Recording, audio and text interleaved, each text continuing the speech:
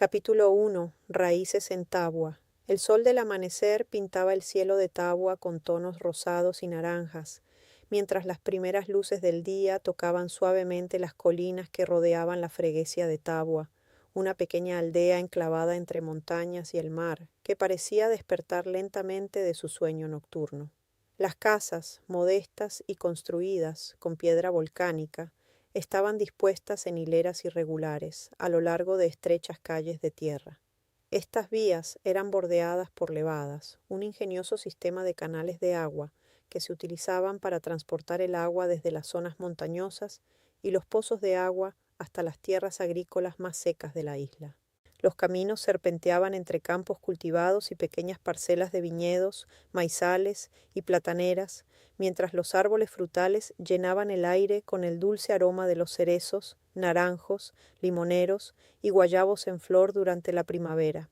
Sin embargo, bajo la belleza serena de Tabua latía un corazón que conocía bien las dificultades de la vida rural en aquellos tiempos. Rosa había nacido y crecido en una de esas casas, una vivienda sencilla, de techos bajos y con paredes gruesas, pero llena de amor y calidez. Desde pequeña, Rosa había sido el orgullo de su familia, con una cabellera negra que caía en suaves ondas sobre sus hombros y unos ojos brillantes que siempre reflejaban su espíritu alegre. Rosa era conocida por todos en Tabua por su amabilidad y su risa contagiosa. Sin embargo, también era conocida por su espíritu libre y soñador. A menudo se la podía encontrar ayudando en los campos o tumbada entre las flores silvestres, imaginando un mundo lleno de aventuras y amores imposibles, lejos de la vida dura y predecible que llevaba en la isla. Fue durante uno de esos paseos que Rosa vio por primera vez a Francisco. Él estaba de pie junto al río, con los pantalones arremangados y el torso desnudo bajo el sol, mientras llenaba cántaros con agua fresca para llevar a su casa. Francisco, como muchos otros jóvenes de la isla, se veía obligado a trabajar desde muy joven para ayudar a su familia. Sin embargo, en lugar de la dureza que la vida le había impuesto, Rosa vio algo más en él.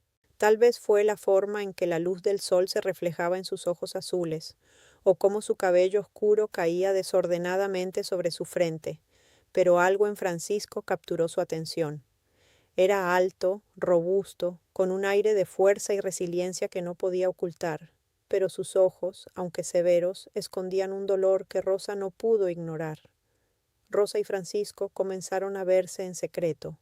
Al principio eran solo encuentros casuales en la misa dominical o en el mercado local, intercambiando sonrisas tímidas y breves palabras bajo la atenta mirada de los mayores.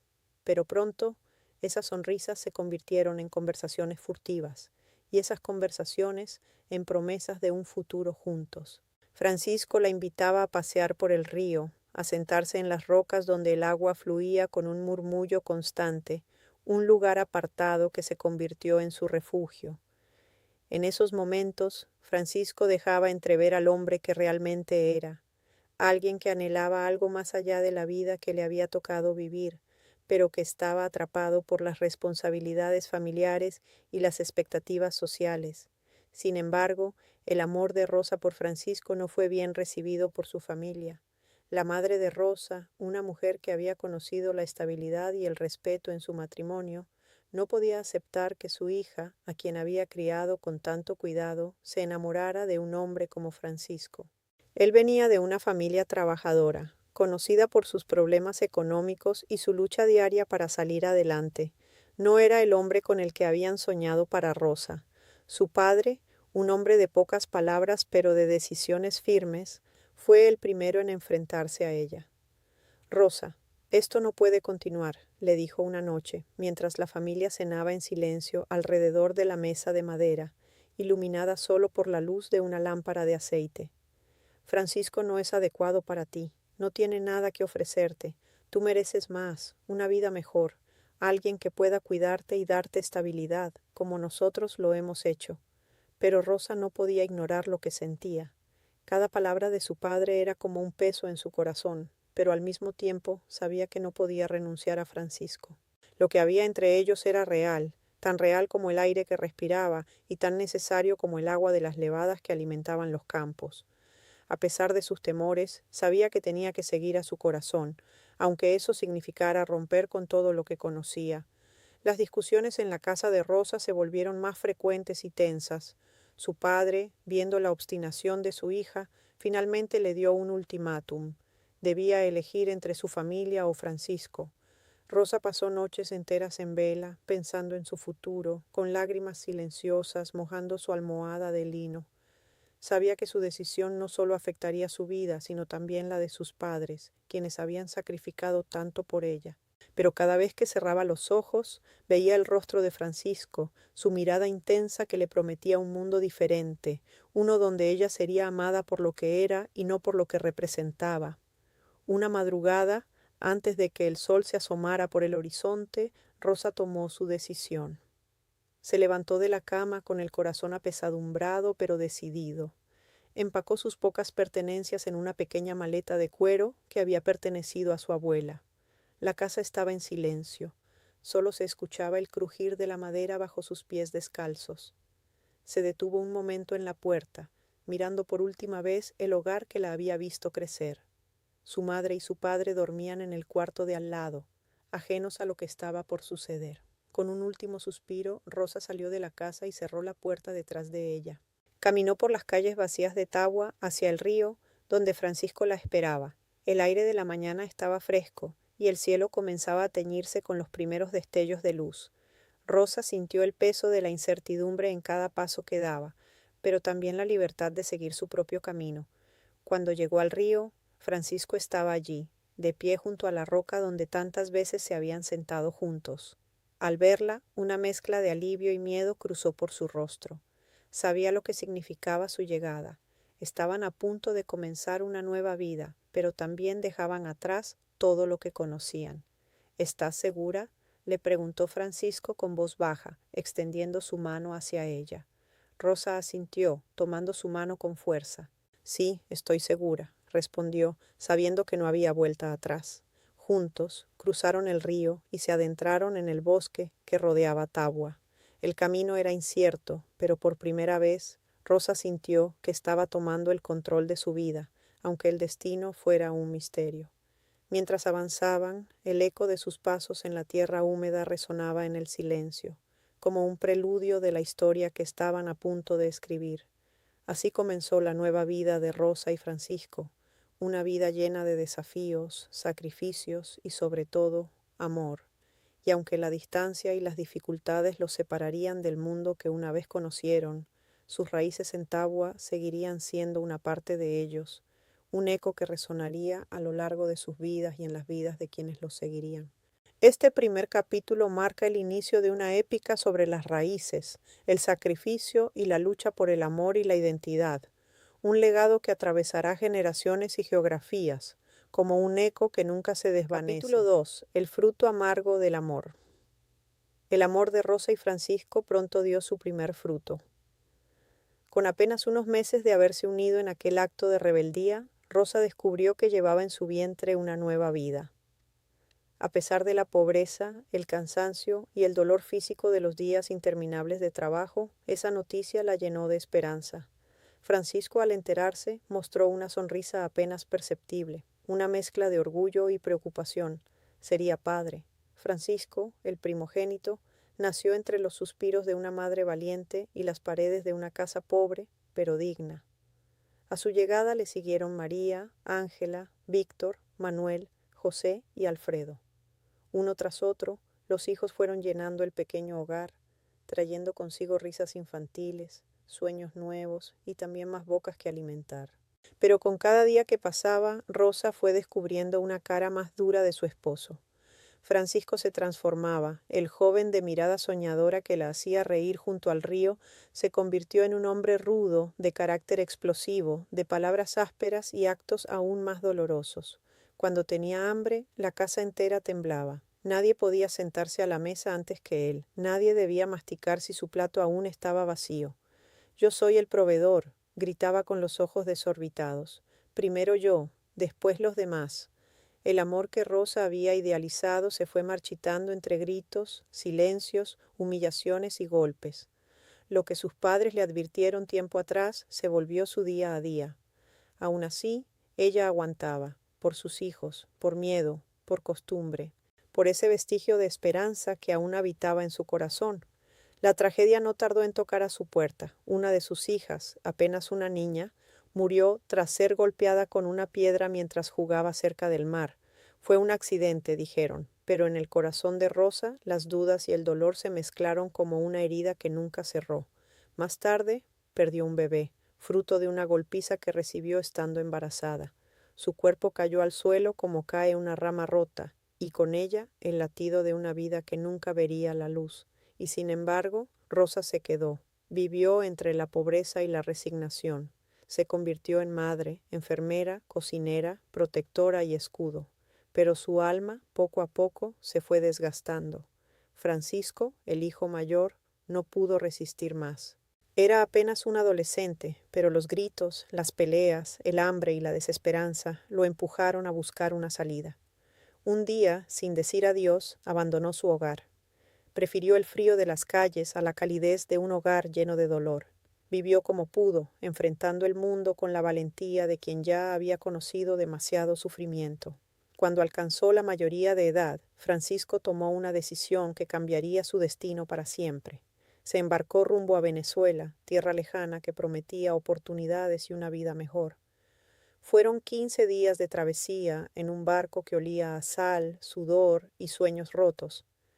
Al llegar, encontró un país cálido, lleno de contrastes, donde el acento era distinto, pero la esperanza se sentía familiar. Allí Francisco echó raíces. Trabajó duro, formó una familia y construyó poco a poco una vida que nunca creyó posible. Venezuela se convirtió en su verdadero hogar, su refugio, su nuevo comienzo.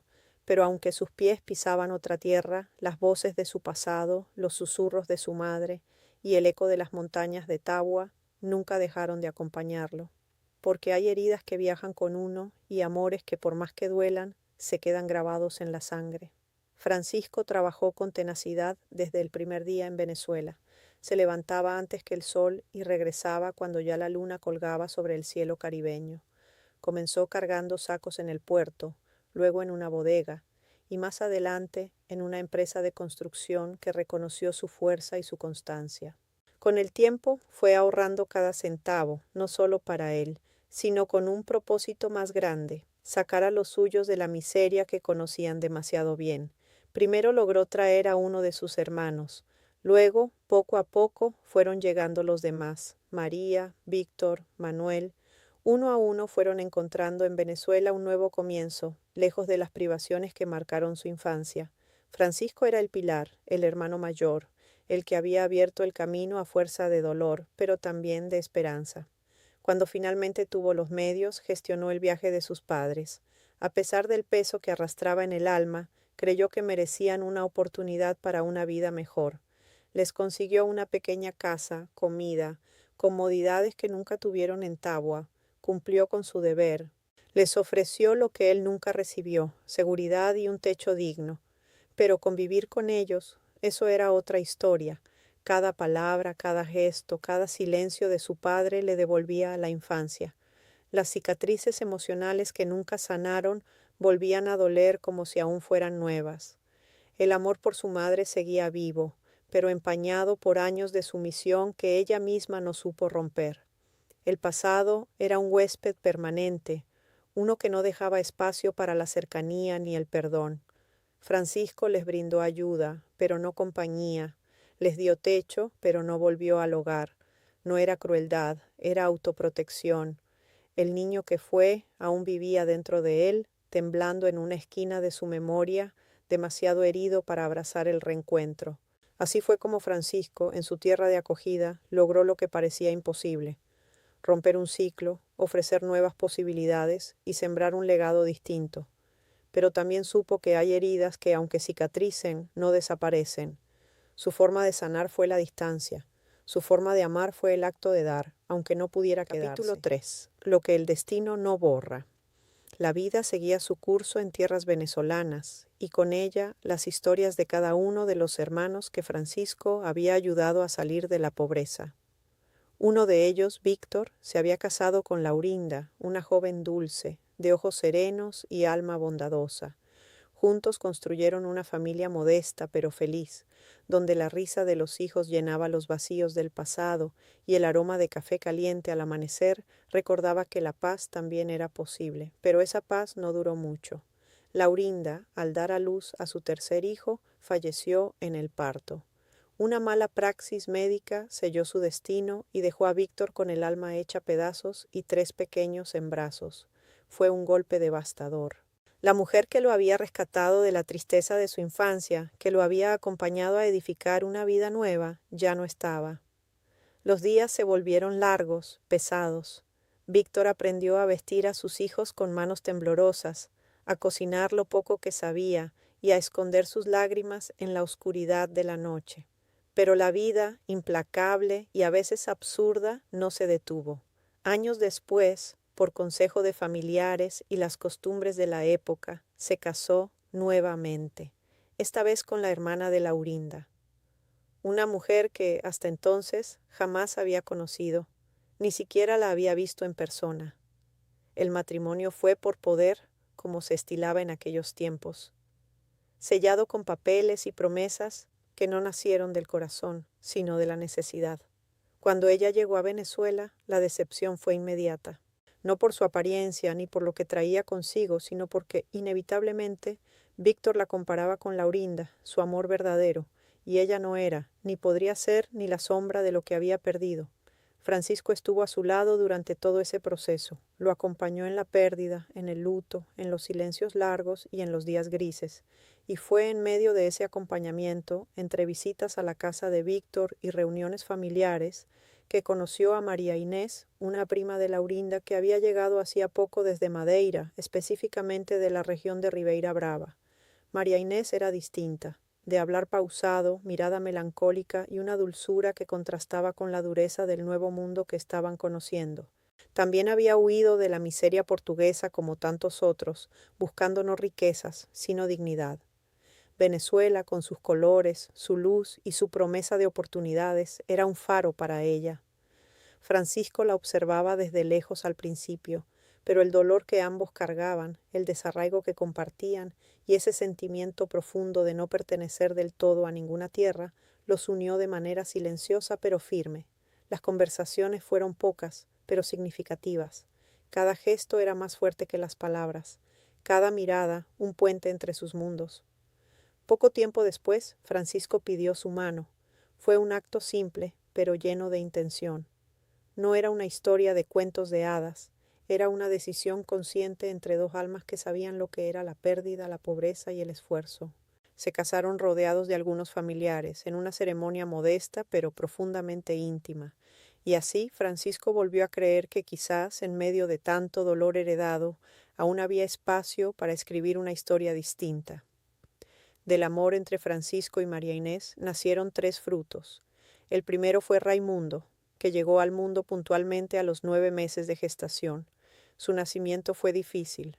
María Inés, agotada por una vida de sacrificios y una salud frágil, luchó entre el dolor y la incertidumbre. Pero contra todo pronóstico, madre e hijo sobrevivieron. Raimundo fue recibido con alegría y esperanza. Tiempo después nació Francisco, el segundo hijo, un niño de carácter fuerte y mirada serena. Su llegada trajo equilibrio al hogar, una sensación de continuidad, de que la vida, aunque dura, aún podía florecer. Y finalmente, como un regalo inesperado, nació la niña, Arelis, la alegría del padre. Francisco la adoraba, y en sus ojos se reflejaba algo que ni el tiempo ni el dolor lograron marchitar: ternura. Francisco fue siempre un hombre trabajador, nunca faltó la comida en casa, el techo fue firme y los deberes siempre fueron cumplidos, pero, como si arrastrara un karma antiguo, el dinero, aunque llegaba, se le escapaba entre los dedos. Tenía la costumbre de prestarlo, quizás creyendo en la bondad de los demás o deseando ayudar a quienes, como él alguna vez, no tenían nada. Pero mucho de ese dinero no regresó jamás. Francisco vivió perdiendo. Perdió oportunidades, amistades, dinero. Y aunque lo disimulaba con trabajo y esfuerzo, la frustración lo acompañó siempre, como una sombra persistente. El matrimonio con María Inés no fue fácil. ¿Cómo podía serlo? Venía de una historia familiar rota. de carencias afectivas y heridas profundas que nunca cerraron. El hogar que construyó se llenó de rutinas, silencios y, en ocasiones, de gritos que lastimaban más que los golpes. El maltrato fue psicológico, verbal y, aunque en menor grado, también físico. María Inés soportó lo que pudo, no por debilidad, sino por sus hijos, por miedo, por no tener a dónde ir, por no repetir un ciclo aún más cruel. Su vida fue un rosario de renuncias. Renunció a sus propios sueños, a la posibilidad de ser más que esposa y madre. Su mundo era la casa, el trabajo, la limpieza, una rutina sin tregua. Las risas solo aparecían de vez en cuando lograba visitar a sus hermanas. Ellas también llevaban una vida humilde, sin lujos, pero en sus hogares se respiraba paz. Y eso, para María Inés y sus hijos, era un respiro, un alivio. Los niños crecieron en medio de tensiones y carencias, pero también entre los pequeños momentos que su madre protegía como si fueran oro, una merienda compartida, una tarde de visita, una canción cantada a media voz mientras cocinaba. María Inés no necesitó lujos para ser una madre presente. A pesar de todo, fue refugio, fue pilar. Y aunque sus días estuvieron marcados por el cansancio y el sacrificio, su corazón seguía latiendo por sus hijos, los únicos verdaderos amores que no le fallaron. Capítulo 4. A pesar de todo, florecieron. Los años pasaron entre sacrificios, trabajo silencioso y una voluntad férrea de sacar a sus hijos adelante. María Inés, con el cuerpo cansado pero el alma encendida por el amor maternal, los acompañó en cada paso. No fue fácil. Las carencias económicas eran muchas y el país ya no ofrecía las mismas promesas que antes. Pero ella no cedió. Raimundo, el mayor, demostró desde joven una inclinación natural por el estudio. Disciplinado, metódico y con una curiosidad insaciable, fue el primero en llegar a la universidad. María Inés, con lágrimas en los ojos y el corazón a punto de estallar de orgullo, lo vio recibir su primer diploma. En ese instante supo que todo había valido la pena. Francisco, en cambio, tenía un espíritu más inquieto. Las aulas no eran su lugar, era más de calle, de experiencias prácticas, de aprender haciendo. Terminó la secundaria con esfuerzo, pero pronto entendió que su camino no sería a través de libros, sino en la acción, en la vida real. María Inés no lo juzgó, lo aceptó tal como era y lo apoyó en cada decisión, porque sabía que el éxito no tiene una sola forma. Arelis, la niña adorada, también llegó a la universidad, inteligente, sensible, tenaz. En ella, María Inés vio reflejada su propia fuerza, esa que tantas veces tuvo que esconder para sobrevivir. Cada logro de Arelis era una caricia para el alma de una madre que, aunque agotada, nunca dejó de creer en sus hijos. Fueron años duros, años de no dormir, de cuentas por pagar, de ropa heredada y comidas estiradas. Pero también fueron años de resistencia, de logros pequeños que juntos se convirtieron en una victoria mayor. Cada uno, a su manera, fue construyendo su propia vida. Raimundo abrió camino primero. Con determinación y valentía, partió hacia otro país buscando estabilidad y futuro. No se fue huyendo, se fue sembrando. Tiempo después, Francisco, ya con su familia formada, tomó la misma decisión.